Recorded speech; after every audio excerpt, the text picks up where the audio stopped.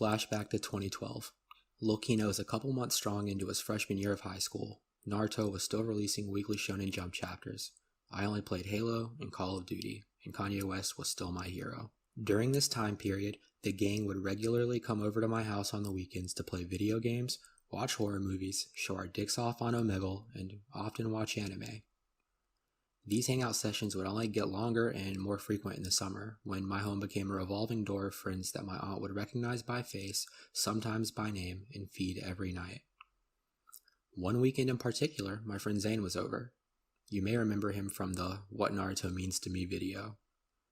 As we were walking through the living room, my little brother was watching the Toonami block that aired every Saturday on Adult Swim. Shout out to you if you remember when Toonami was cancelled. On the television, we saw two children fighting with what seemed to be their own blood. A whiny boy, a fucked up looking girl, and three boys watching TV, not sure what the fuck was going on. But once we heard the girl say, "Why don't you just jack off in a bottle of formaldehyde and call it our firstborn?" we were hooked. At that point, our itinerary for the night had been cemented. We would learn that the foul-mannered girl's name was Minatsuki, the whiny bitch boy prattling on about how fucked up everyone was is named Ganta, and that Deadman Wonderland was a top 10 anime I would ever watch.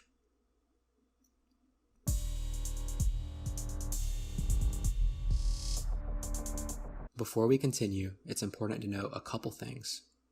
1. I am going to spoil some things in Deadman Wonderland, and I strongly hint at where the storyline goes later in the anime and manga thereafter, so if you have even the slightest inclination to watch Deadman Wonderland, quit watching this video now. Dude, what are you doing? Just go watch Deadman, report back with your findings. I hope you love it as much as I do. 2. The anime was cancelled after the first season for a number of reasons I'll get into later, so if you're the kind of person that absolutely needs closure to enjoy an anime, you have to be willing to read the manga. Otherwise, this anime might not be for you. Let's begin. I will be your dead man, with nothing but this blood. That intro is a banger. We do not skip that intro, even if we're binge watching it. And trust me, we are binge watching this anime.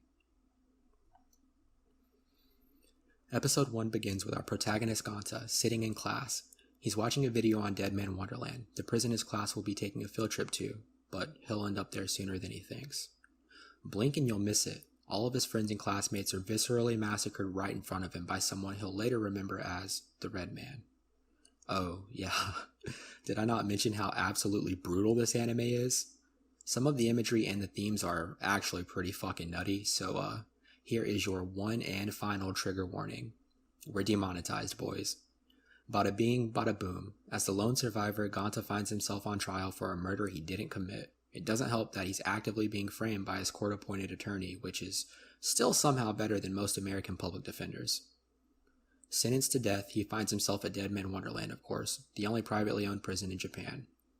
Deadman Wonderland operates as a theme park type prison, where inmates are both forced and encouraged to participate in park activities to earn CAS points, which is a currency inmates use to buy things like food, luxury furniture, time off of your prison sentence, and candy. Candy is particularly and singularly important to the inmates on death row, as they wear collars that constantly inject poison into their bloodstreams, with the candy being the antidote. No candy for 3 days? You die. In other words, your sentence is carried out.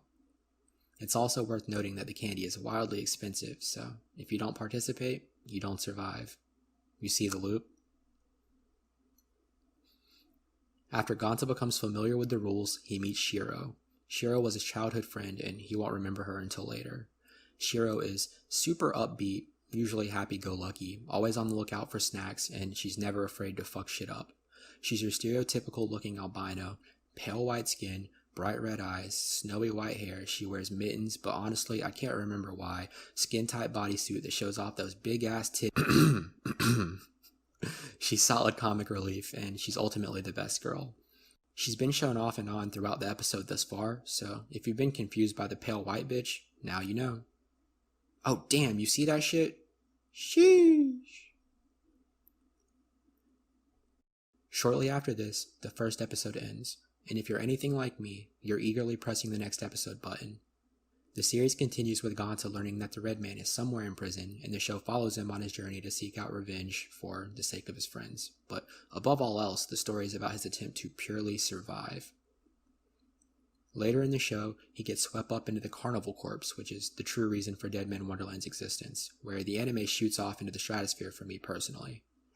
I'm not going to get into the details of the Carnival Corps because I want you to watch the anime and then please read the manga. What's interesting though is that the anime could have continued as a normal prison anime at this point and I would have still been okay with the watch.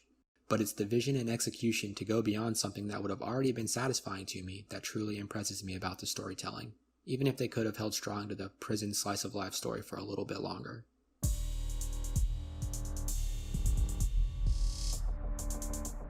Gonta is our whiny-ass, bitch boy protagonist. He's voiced by the legendary Greg Ayres, whose IMDb page is probably longer than R. Kelly's rap sheet at this point. You may recognize him from classics such as... anything really, just listen to his fucking voice. Holy crap, how am I not dead after that? If you're a fan of characters that develop over the course of a story, I've got bad news for you. His character doesn't really get the opportunity to evolve during the singular 12-episode series, and much of his character development occurs in the manga, following right after the end of the anime. Read the manga. Shiro is the best girl. Nothing beyond what meets the eye. I promise I'm not hinting at anything extra, or more that you may be able to infer even in the first episode. Yo is a sticky-fingered hustler that got sent to Deadman Wonderland just so he could get his sister out. He attempts to achieve his virtuous goal by mostly less than ethical means. That's really all you need to know about Yo. Fuck Yo. He should have been a zombie. Fuck. Minatsuki is the girl from the intro. Not super relevant, but boy does she make me ask some hard fucking questions about myself. Super fucked up because she was neglected by her mom and abused by her dad. Now, that's what I call OnlyFans Girl 101. Crow is daddy. He's shredded. Like, really shredded. I hear he even has biceps on his cock. More eager to fight than fucking Goku, and he ultimately teaches Gonta a thing or two, Mr. Miyagi type beat. Also, he's the main subject of the secret 13th episode, so look out for that. I'm not really going to get into the members of the Scar chain because there are a lot of them, and really the only ones that matter are Nagi, Karako, and Rokuro. Nagi gets brutal. Karako is a sorry mommy type. Fuck Rokuro. Watch the goddamn anime. Like I've said, I'm not going to spill details on the whole show because I really want you guys to watch the fucking anime. Its story goes to places you cannot conceive. There are moments of pure sakuga. It's everything that I'm hyping it up to be. There are fights, there are titties, there are good-ass characters. Seriously, there are some good-ass characters. There are damn daddies, sorry mommies, I love you Oni-chans, good guys disguised as bad guys disguised as good guys, guys that make you ask some hard questions, characters your heart will bleed for, and motherfuckers you want to eat shit. Every single character forces you to ask questions about something important. Morality, religion, loyalty. Can I have sex with my sister if she's 2D and not my sister? You will come out of this experience with a better understanding of yourself and what you want to get out of this world.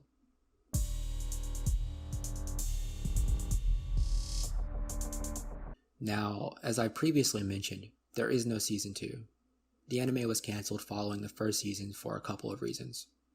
Fans of the manga were pissed off that many key characters were completely omitted, Rip Azumi, and a good couple plot lines were rushed. Because of this, the series garnered poor reception, and that's what ultimately led to the season 2 never being greenlit. Even though the anime did so much damage to the original source material, I find it hard for them to even continue the storyline following the end of the first season because there are just so many critical things that cannot happen due to omitted characters. And sure, the studio could just do some fake shit to force feed us an awful season 2 that some guy just thought of to give us a semblance of closure, but if you've seen The Promised Neverland or Full Metal Alchemist that we don't talk about, not the good one, then you'll know that's probably not the best idea. Thankfully though, there's a fantastic alternative option I like to call reading the fucking manga. You will not regret it.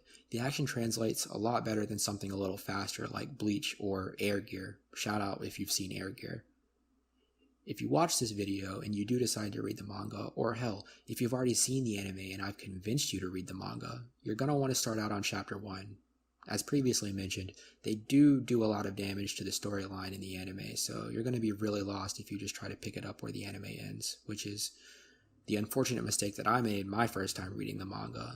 But it's cool, because I've since went back and read it again, and again, and again, because it is, to this day, my favorite manga. Is this one big advertisement for the manga? Maybe so. Did I miss the point of trying to encourage you to watch the anime? Maybe so.